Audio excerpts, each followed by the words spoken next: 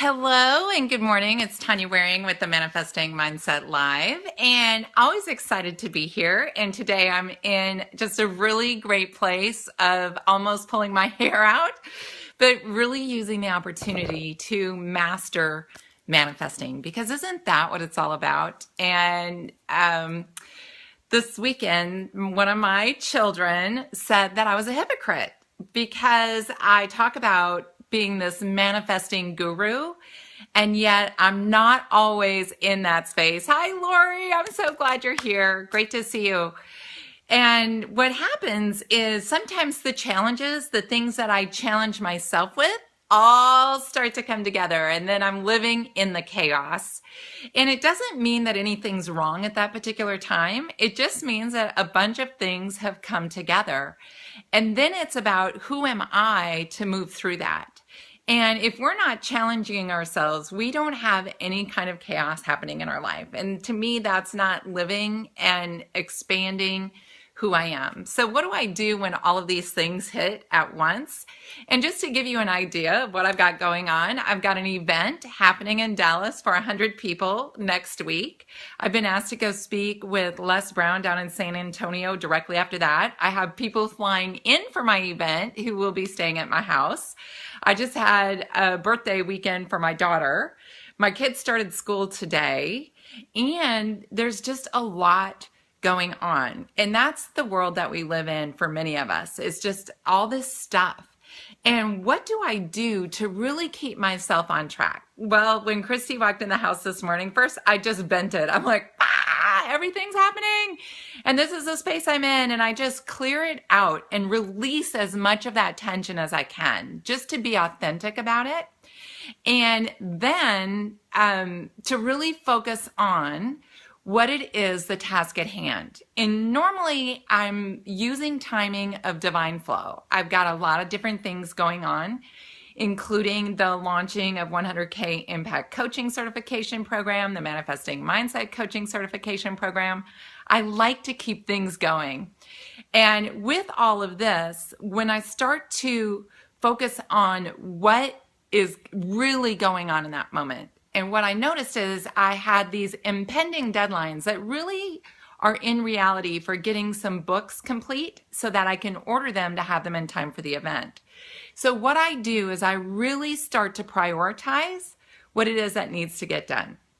What's an impending event? What really has to happen in a certain timing? What I can turn over to the manager, and I can only do so much.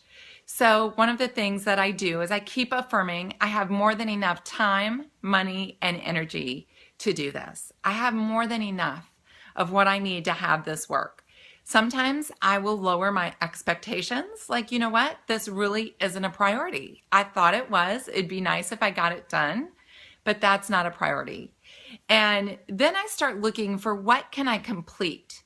Because typically our overwhelm happens when we have a lot of things incomplete, a lot of situations that just are halfway in process. And so now that we're talking about incompletes, I have a lot of incompletes too. I tore apart my closet because I wanted to put in a new closet system. I'm just at the tail end of building a pool, so my backyard has been a mess. So, I've got all this chaos.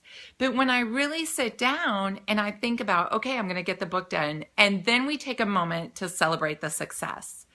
I may meditate, like go, you know what? I need 10 minutes just to meditate, just to get my energy back to where I'm most productive and can focus.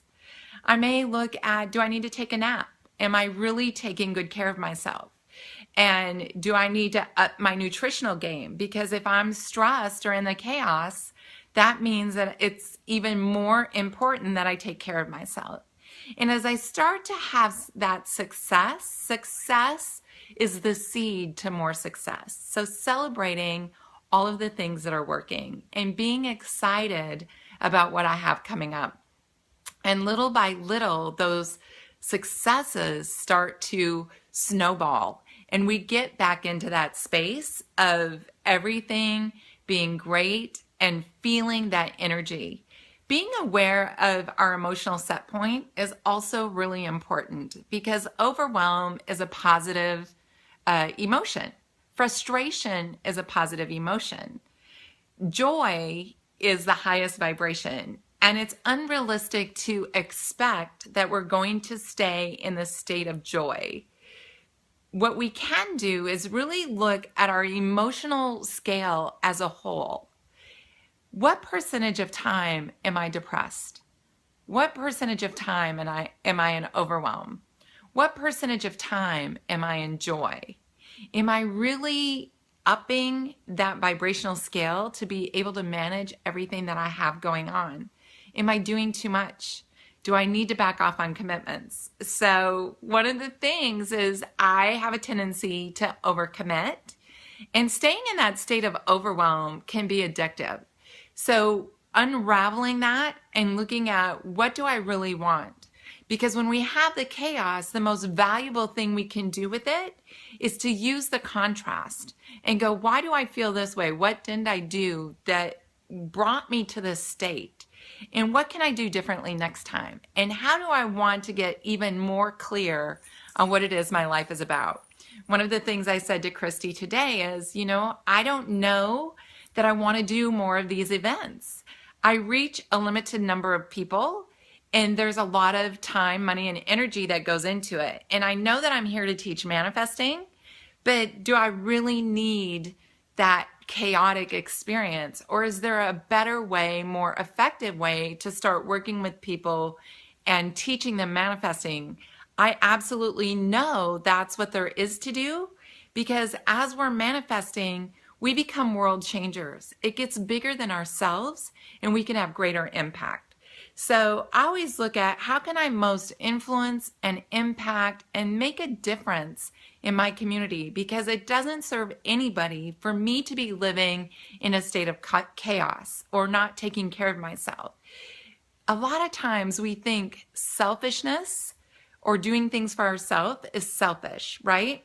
And I say it's selfless, that when we really are willing to bring that attention to ourselves so that we can serve a greater whole, and keeping that perspective.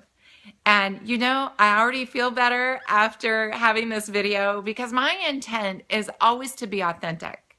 It does not serve anybody to have this facade of that everything is always easy and looking great and manifested in perfect timing. I have a great life. I love my life. And yet sharing the breakdowns will also benefit to understand how that breakdown can be a trigger to have a really extraordinary breakthrough. I hope this has been valuable for you. It's been valuable for me. So thank you. It's a privilege to be here with you. For all of you who have joined me today, thank you. And I hope that you just had an extraordinary and phenomenal week.